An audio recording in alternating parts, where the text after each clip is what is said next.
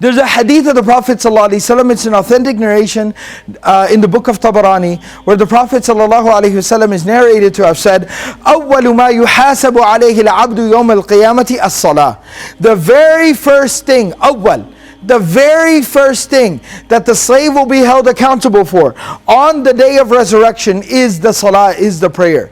فَإِن صَلُحَتْ, if it is correct, صَلُحَ سَائِرُ عَمَلِي, then all the rest of his actions will be correct, will be legit, will be okay. وَإِن فَسَدَتْ, but if it is corrupted, if his prayer is messed up, it's jacked up, فَسَدَ سَائِرُ عَمَلِي, then all the rest of his actions will also be messed up.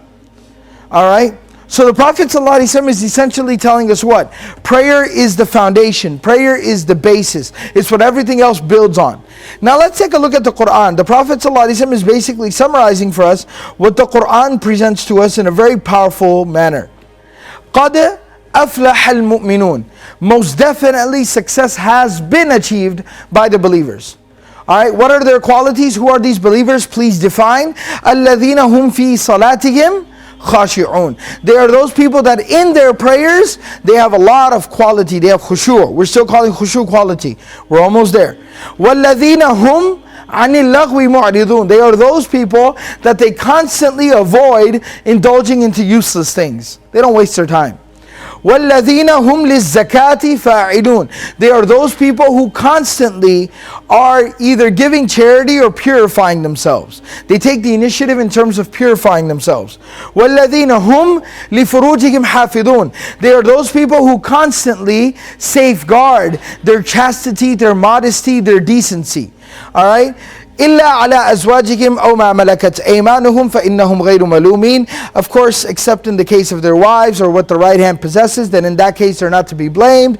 فَمَنِ ابْتَغَىٰ وَرَاءَ ذَلِكَ فَأُولَٰئِكَ هُمُ الْعَادُونَ. Whoever seeks anything beyond that is then obviously crossing the line.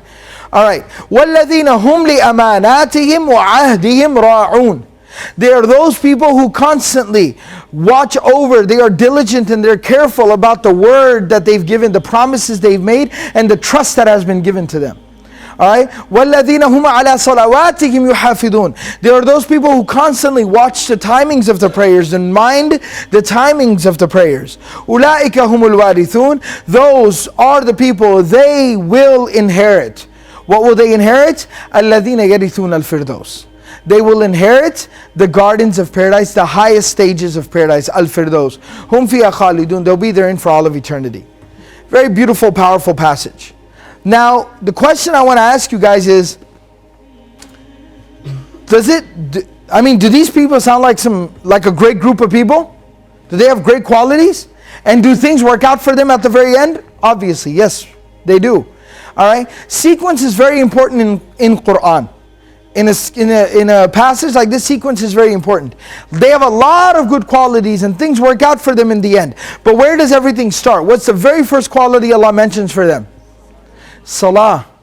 Salah. They have quality in their prayer. When they have quality in their prayer, everything built on top of that. Everything was built on top of that and everything worked out. On the flip side, take a look at the next passage here. Surah number 74, Surah Al-Muddathir. Alright? This is one of those passages where it tells us it's a little bit of a more subtle conversation between the people of Jannah, the people of paradise, and the people of hell. Alright? Kullu nafsin bima kasabat rahina. Each and every single soul is being held as a deposit in exchange for what it's done. Illa ashab al-yamin. Except for the people of the right hand side. In Arabic, that's an expression that means the good people. Fi jannat. Where are these awesome people? They're in paradise. They're in the gardens of paradise. يَتَسَاءَلُونَ. While they're chilling in Jannah, they start having a conversation. Start having a discussion. What are they talking about? What are they having a conversation about? عَنِ الْمُجْرِمِينَ. Mujrim in the Arabic language, in classical Arabic, means a convicted criminal. Somebody who's been tried, somebody who's been, convicted of their crime, and somebody who's been sentenced. Convicted, sentenced criminal. So they start talking about these criminals, and of course they're talking about the people in hell. Right? So Allah now allows them to fulfill their curiosities about the people of hell by talking to the people of hell. So they say, مَا سَلَكَكُمْ فِي سَقَرٍ. What led you into the blazing fiery pits of hell? What took you there? You used to live down the street from us. Your kids went to the same school. We shopped at the same stores. You seemed like, like you had things together. What led you there?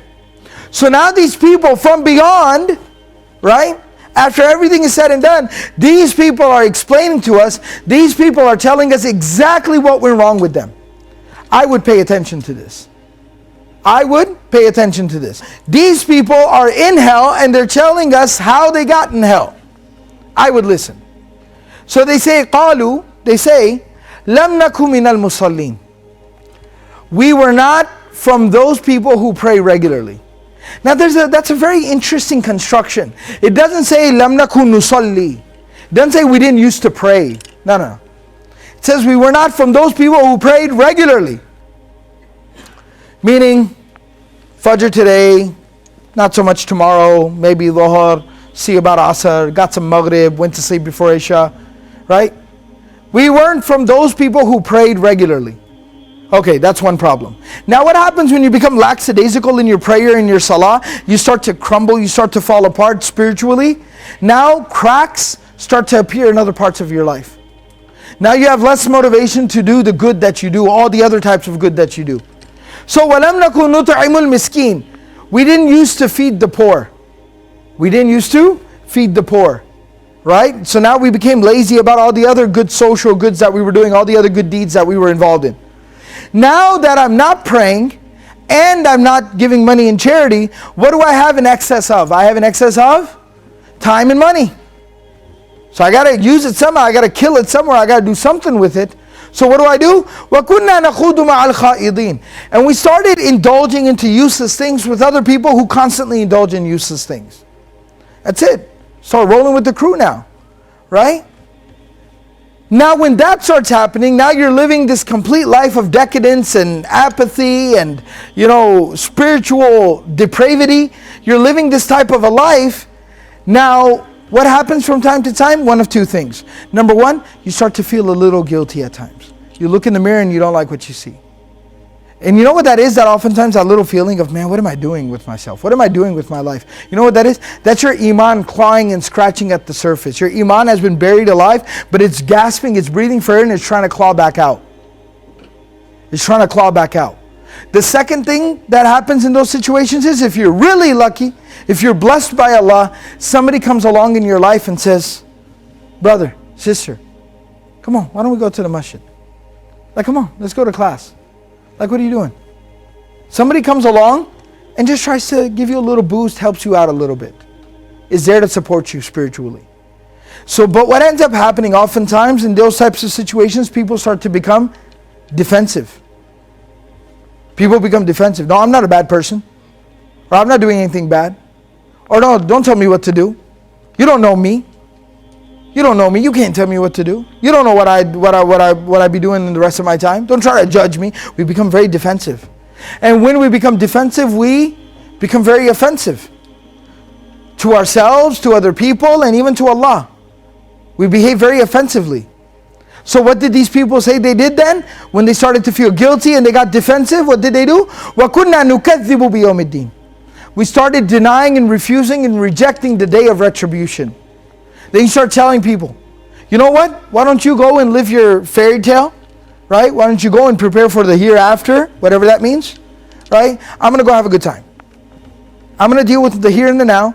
I'm going to make sure I'm doing good over here. You go prepare for the afterlife or whatever you call it. Right? So we started behaving like that. وَكُنَّا نُكَذِّبُ بِيَوْمِ الدِّينِ حَتَّى أَتَانَا الْيَقِينَ. Until reality came to pass. Until the truth all was shown to us as it is. Death came and we found out what it was. So these are two sides.